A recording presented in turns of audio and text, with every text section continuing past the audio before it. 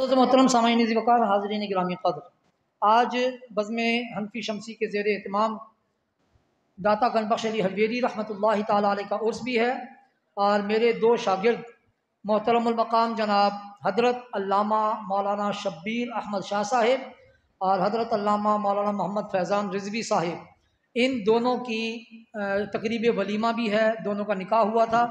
तो उस सिलसिले में एक प्रोग्राम जो असातिज़ा किराम के लिए रखा जाता है वो एक उधार था, तो आज उस प्रोग्राम का भी है इनेकाद है। तो इंशाअल्लाह हम अपने मेहमानों को और असातिज़ा किराम को तो वलीमा खिलाएँगे और आप लोगों के लिए भी तबर्रुक का शरबत की सूरत में एहतमाम है, वो आप लोग लाइन में लग के वो भी ले लेंगे। मगर शादी से मुतालिक आज एक बात हमें याद दिलवाई गई, मैं आपके सामने करना चाहता हूँ। हमारे साबका ख़तीब हज़रत अल्लामा मौलाना इकराम हुसैन सियालवी साहब ने वो बात हमें बताई कि एक दफ़ा एक आदमी अपने पीर व मुर्शिद के पास गया और जाकर कहा कि जी मैं आपके लिए ये खुस्सा लेकर आया हूँ, बड़ा खूबसूरत खुस्सा है, हमारे इलाके की पहचान है, तो ये मैं आपके लिए तोहफ़ा लाया हूँ। तो उन्होंने पीर साहब ने कहा कि अगर ये खुस्सा इतना खूबसूरत है तो ये खुस्सा पहनने के बाद ऊपर मेरे कपड़े ये हों तो ये तो अच्छा नहीं लगेगा। तो उस मुरीद ने कहा हुजूर मैं आपको फिर सूट भी ख़रीद देता हूँ अच्छा सा। तो पीर साहब ने कहा कि जब इतना अच्छा सूट ख़रीदोगे तो फिर अब मैं पैदल चलूँगा तो ये भी अच्छा नहीं है। तो मुरीद कहने का हुजूर मैं आपको घोड़ा भी ख़रीद देता हूँ, वो भी मेरे ज़िम्मे हो गया, घोड़ा भी मैं ले देता हूँ। तो कहने लगे कि अगर घोड़ा ख़रीद के दोगे तो उसकी देखभाल कौन करेगा, उसके लिए नौकर चाहिए। तो वो मुरीद कहने लगा हुजूर फिर मैं आपको एक नौकर भी इंतज़ाम करके देता हूँ, उसकी तनख्वाह भी मैं दूँगा, वो घोड़े के लिए सारे इंतजाम वो करेगा। तो कहने लगे कि जब ये घोड़े का इंतज़ाम हो जाएगा बंदे का, तो जब इतना कुछ आ जाएगा तो फिर मुझे अकेला रहना मुनासिब नहीं, शादी भी होनी चाहिए। मुरीद ने कहा ठीक है फिर मैं हुजूर आपकी शादी का भी इंतज़ाम कर देता हूँ, आपकी शादी भी करवा देता हूँ। तो पीर साहब ने कहा जब शादी होगी तो फिर बच्चे भी होंगे? कहता जी हाँ वो तो होंगे। कहता खुदा न खास्ता उनमें से कोई मर गया तो फिर? कहता जी फिर तो रोना पड़ेगा। पीर साहब ने कहा वो रोएगा कौन? कहते जी रोना आपको पड़ेगा, ये मैं नहीं कर सकता। तो पीर साहब ने कहा फिर लानत है ऐसे खुस्से पर, ना मैं खुस्सा पहनता और ना मैं रोता। तो आज भी अल्हम्दुलिल्लाह इन लोगों ने शादी तो कर ली है, वलीमा तो कर रहे हैं, अब इसके बाद जो कुछ होने वाला है वो मैंने एक छोटा सा तसव्वुर पेश कर दिया है। एक और बात बताता हूँ ताकि बात समझ में आ जाए कि एक दफ़ा एक शागिर्द उस्ताद के पास पढ़ता था, तो उस्ताद उस शागिर्द के बारे में कहा करते थे कि तुम दुनिया से अफजल व आला हो। कुछ अर्से के बाद उसने आकर बताया कि उस्ताद जी मेरी जो है ना शादी हो गई है, मैंने शादी कर ली। तो उस्ताद मोहतरम ने कहा अब तुम दुनिया के बराबर हो गए हो, अब तुम दुनिया के बराबर हो गए हो। तो शागिर्द ने सोचा कि जब शादी नहीं हुई थी तो मैं दुनिया से अफजल था, अब शादी कर ली है तो दुनिया के बराबर हो गया हूँ, तो मैं इस मुसीबत से जान क्यों ना छुड़वा लूँ। उसने बीवी को तलाक दे दी। उस्ताद को आके बताया, उस्ताद ने कहा अब तू दुनिया से भी घटिया हो गया है। ये बात समझ में आ गई? यानी कि ये सिर्फ मैं आपको सिर्फ समझाने के लिए याद कर रहा हूँ।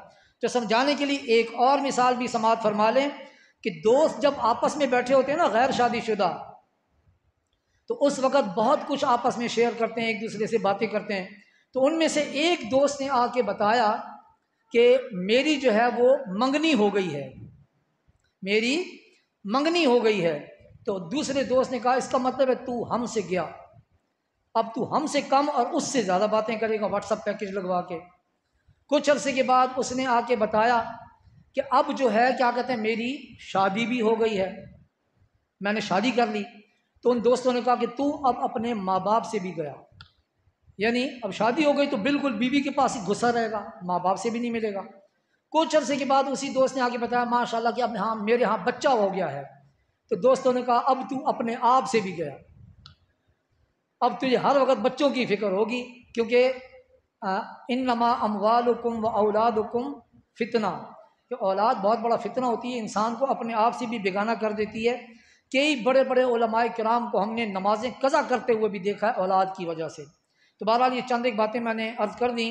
मैं इन दोनों को समझाने के लिए कहूँगा कि जब शादी हो जाती है ना तो एक और ज़िंदगी आपके साथ जुड़ जाती है, वो अपने माँ बाप छोड़ के आती है, बहन भाई छोड़ के आती है, रिश्तेदार छोड़ के आती है। तो उसके साथ घर में ऐसा सलूक करना कि वो उस घर को भूल जाए, कहीं ऐसा ना हो कि रह आपके साथ रही हो दिमाग इसका उनके साथ हो। तो लिहाजा उसके साथ ऐसा ही सलूक करना कि जैसा कि वो आप ही के लिए बनी है और आप उसके लिए बने हैं। बहुत सारी बातें, बहुत सारे लतीफ़े, बहुत सारी कहावतें हैं, वो मैं इनको अकेले में सुना दूँगा। अल्लाह तबारक व तआला इन लोगों की इस शादी को कबूल व मंजूर फरमाए, ढेरों मोहब्बतें अता फरमाए। क्लास वालों की तरफ से इनके लिए छोटा सा तोहफ़ा है, और जिसने तोहफ़े का अरेंज किया वो मुझे नज़र नहीं आ रहा, वो कहाँ है? चले आप लोग तशरीफ़ लाएँ और मेहमानान गिरामी के हाथों से और आपके हाथों से इन दोनों को ये फूल के बुके पेश किए जाएंगे, ताकि सारी ज़िंदगी इनकी ज़िंदगी इसी तरह फूलों की तरह मुस्कुराती रहे। तशरीफ़ लाइए, बाकायदा वीडियो बन रही है, तशरीफ़ लाएँ। आप भी खड़े हो जाएँ यहाँ मेरे साथ, यहाँ आ जाएँ। ये हटा लो बेटा, ये हटाओ, उठो ना कश्मीर। आप लोग यहाँ हैं, आप दोनों मेरे पास हैं, एक दाएँ एक बाएँ। शाह जी, हाँ आप इधर आ जाएँ। हज़रत किबला शाह साहब, उन लोगों को दो, उधर जाओ, दूसरा उठाओ। तुम लोग दो इधर आओ ना यार।